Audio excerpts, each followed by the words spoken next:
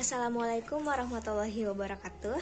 Perkenalkan, nama saya Nida Urrohman dari kelas B, Program Studi Pendidikan Guru Sekolah Dasar Universitas Muhammadiyah Tasikmalaya. Di sini saya akan menjelaskan mengenai materi karya monumental umat Islam dalam IPTEX. Video ini ditujukan untuk memenuhi salah satu tugas mata kuliah Al-Islam Kemuhammadiyahan. Poin-poin materi yang akan saya jelaskan: 1. Zaman kejayaan Islam di bidang IPTEX. Yang kedua, sebab kemajuan umat Islam di bidang IPTEX. Yang ketiga, sebab kemunduran umat Islam di bidang IPTEX. Dan yang keempat, upaya-upaya kebangkitan kembali umat Islam dalam IPTEX. Yang pertama, zaman kejayaan Islam di bidang IPTEX.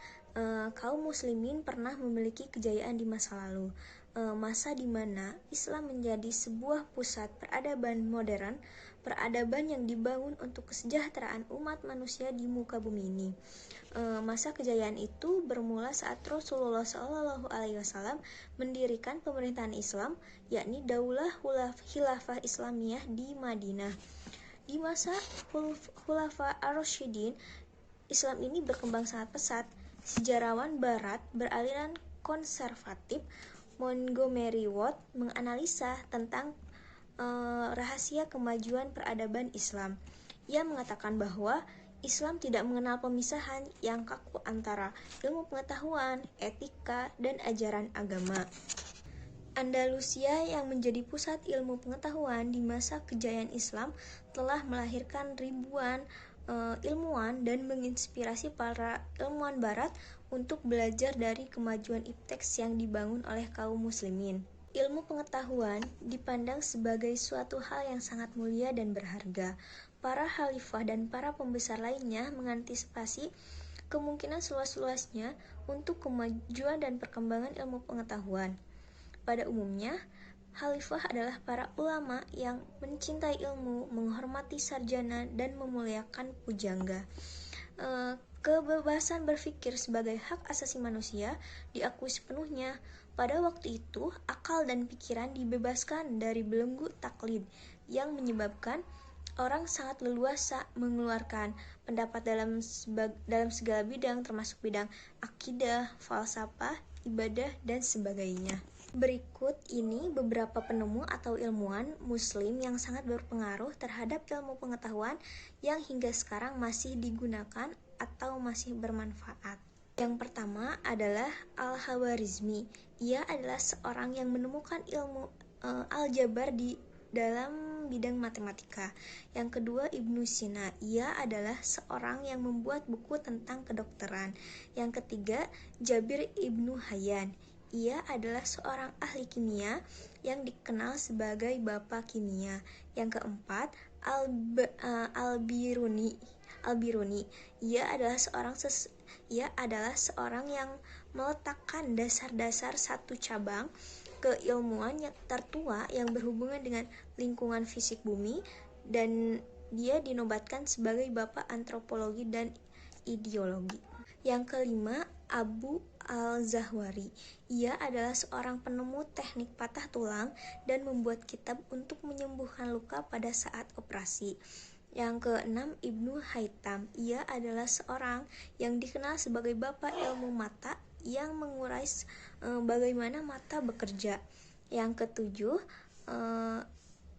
Ar-Razi. Ia adalah seorang yang pertama bisa menjelaskan tentang penyakit cacar dan juga alergi, asma, dan demam sebagai upaya mekanisme tubuh.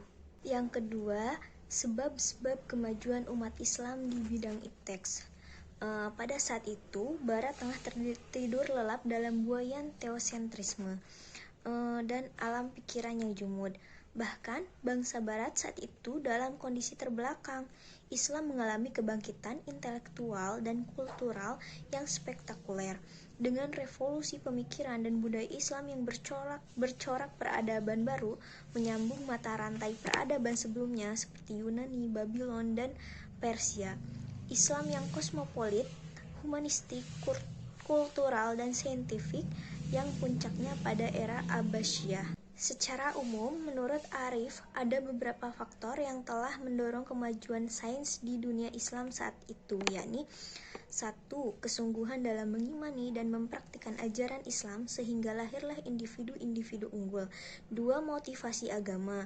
Yang ketiga, faktor sosial politik. Dan yang keempat, faktor ekonomi. Dan yang terakhir atau yang kelima, faktor dukungan dan perlindungan penguasa saat itu. Yang ketiga, sebab-sebab kemunduran Islam di bidang ipteks. Pada masa kemunduran ipteks di dunia Islam, kaum muslimin tidak lagi semangat dalam menuntut ilmu. Bahkan sebagian mereka menjauhkan diri dari ilmu pengetahuan karena dianggap sekuler dan produk barat.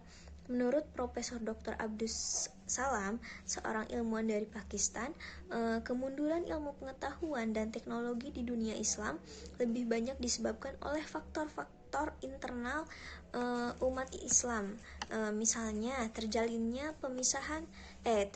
pemisahan dalam mempelajari ayat-ayat kauliyah dan kauniyah, kurang terjalinnya kerjasama antara ilmuwan, muslimin dan penguasa setempat untuk menjaga tradisi keilmuan di dunia Islam, dan sikap mengisolasi diri terhadap perkembangan ipteks di dunia luar. Ada beberapa faktor penyebab kemunduran ilmu pengetahuan dalam Islam, yakni 1. Kesadaran orang Barat akan arti penting penguasa ilmu pengetahuan dan teknologi bagi peningkatan kesejahteraan rakyat sangat tinggi.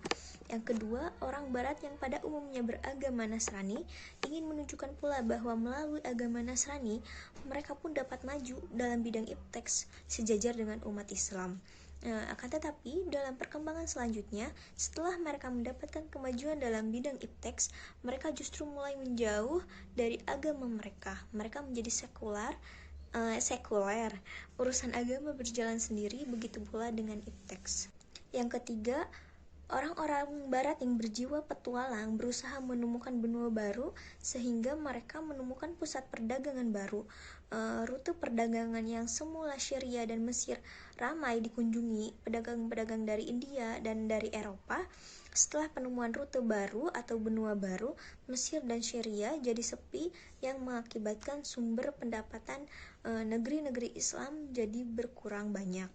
Yang keempat, orang-orang Barat sengaja menghancurkan observatium Islam yang didirikan oleh Taqi Alidin di Konstantinopel pada tahun 1580, menjadikan Islam kehilangan sumber pengetahuan dan pengamatan bintang astronomi yang sangat maju pada masa itu.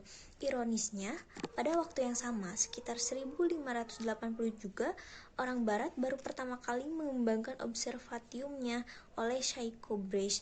Perlu dicatat bahwa Islam telah memiliki observatium pertama kali yang dibangun pada tahun 500-an Masehi di Ulugh atau Samarkand. Yang kelima, akibat kolonialisme, stabilitas politik dan kemakmuran ekonomi negara-negara Islam mulai menurun. Padahal stabilitas politik dan kemakmuran merupakan akar bagi berkembangnya ilmu pengetahuan dan teknologi. Hal ini lebih diperjelas lagi dengan munculnya kapitalisme Barat. Yang keempat, upaya-upaya kebangkitan kembali umat Islam dalam ipteks. Dampak lain dari kemunduran dunia Islam di bidang ipteks ialah tumbuh suburnya kemiskinan, rendahnya mutu pendidikan, minimnya pendapatan per kapita, dan merajalelanya pengangguran. Di samping itu, banyak negara-negara Islam yang terjerat hutang luar negeri. Indonesia misalnya, sekitar 60% hidup di bawah garis kemiskinan dan 10-20% penduduknya hidup dalam kemiskinan absolut. Sementara itu, jumlah pengangguran di Indonesia hampir mencapai 40 juta orang. Negara-negara Islam yang lain, meski tidak separah Indonesia, mereka menghadapi problem yang tidak jauh berbeda, terutama dalam masalah hutang luar negeri. Agendanya sekarang, umat Islam harus melakukan upaya-upaya yang dapat mendukung kembali kemajuan di bidang sains dan teknologi. Adapun upaya-upaya yang seharusnya dilakukan oleh umat Islam, yakni 1. Umat Islam memerlukan satu sistem pendidikan Islam yang betul-betul bisa dijadikan rujukan dalam rangka mencetak manusia-manusia muslim yang berkualitas, bertakwa, dan beriman kepada Allah. Yang kedua, mencoba memasukkan ilmu-ilmu umum ke sekolah Islam atau madrasah. Yang ketiga, mengirimkan pelajar untuk mendalami ilmu pengetahuan dan teknologi atau ipteks. Dan yang terakhir atau keempat, adanya kontak Islam dengan Barat yang merupakan faktor penting yang bisa kita lihat. Adanya kontak ini paling tidak telah mengunggah dan membawa perubahan paradigma umat Islam untuk belajar secara terus-menerus kepada Barat.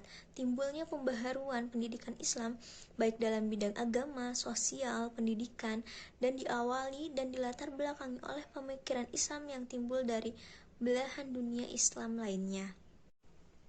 Mungkin sekian pemaparan dari saya. Mohon maaf bila banyak kesalahan. Semoga bermanfaat. Terima kasih. Wassalamualaikum warahmatullahi wabarakatuh.